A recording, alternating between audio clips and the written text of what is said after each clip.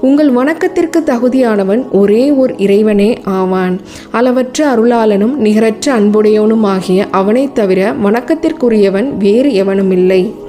அவன் வானங்களையும் பூமியையும் படைத்திருப்பதிலும் இரவு பகல் மாறி மாறி வருவதிலும் மனிதர்களுக்கு பயன் தருபவற்றை ஏற்றிக்கொண்டு கடலில் செல்கின்ற கப்பல்களிலும் வானத்திலிருந்து மழையை இறக்கி அதை கொண்டு வறண்டு இறந்துவிட்ட பூமியை அல்லாஹ் உயிர்ப்பித்து செழிப்பாக்கி வைப்பதிலும் கால்நடைகள் அனைத்தையும் பூமியில் பரவ விட்டிருப்பதிலும் காற்றை பல கோணங்களில் திருப்பி திருப்பி விடுவதிலும் வானத்திற்கும் பூமிக்கும் இடையில் அமர்த்தப்பட்டிருக்கும் மேகத்திலும் மனிதர்களுக்குள்ள பயன்களை ஆராய்ந்து சிந்திக்கும் மக்களுக்கு அவனுடைய அருளையும் அன்பையும் ஆற்றலையும் அறிவிக்கக்கூடிய பல அத்தாட்சிகள் நிச்சயமாக இருக்கின்றன.